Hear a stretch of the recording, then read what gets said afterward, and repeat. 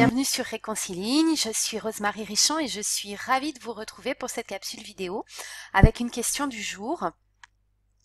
Qu'est-ce que je fais des vêtements qui ne me vont plus dans le cadre de ma démarche d'amincissement? Alors, pour ce qui concerne les vêtements trop grands, soyons clairs. Vous les donnez, vous les jetez, vous les brûlez, mais quoi qu'il en soit, vous les faites disparaître de votre garde-robe. Disparaître à tout jamais. Voilà, vous avez engagé un processus et dans ce processus, vous ne vous offrez pas la possibilité de faire marche arrière et de re-rentrer dans ces vêtements dans lesquels vous flottez aujourd'hui. Et c'est important que dans une case de votre cerveau, ça s'imprime bien et que ces vêtements-là, ce soit plus votre référentiel de taille. Donc ils disparaissent. Pour ce qui concerne les vêtements trop petits, on peut se poser la question un petit peu différemment. Je dirais que le fait de les garder ou pas, ça dépend de la façon dont vous vivez de les avoir. Soit ça vous motive et c'est un objectif pour vous que de re-rentrer dans cette jolie petite robe noire ou dans ce jean un peu moulant.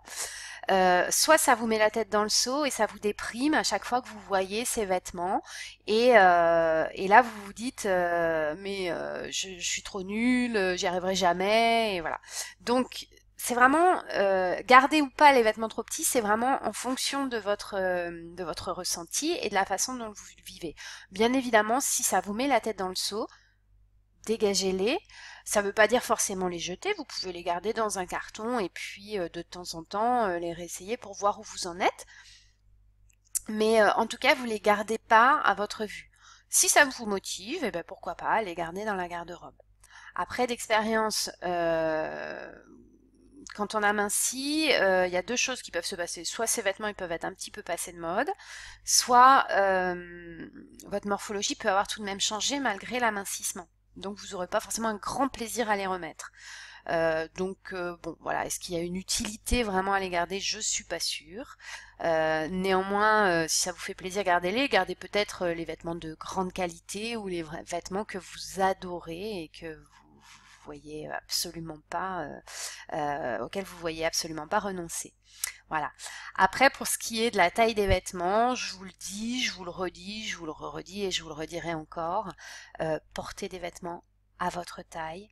C'est ça qui est très important parce que ça va favoriser une sorte d'apaisement, que de se sentir bien dans ces vêtements à un instant T, même si c'est pas votre taille idéale, même si c'est pas là où vous voulez aller, ne pas être serré ou au contraire flotter dans ces vêtements parce que on attend d'avoir la bonne taille pour en racheter d'autres. Enfin voilà, ça n'a pas de sens. Achetez des vêtements à votre taille.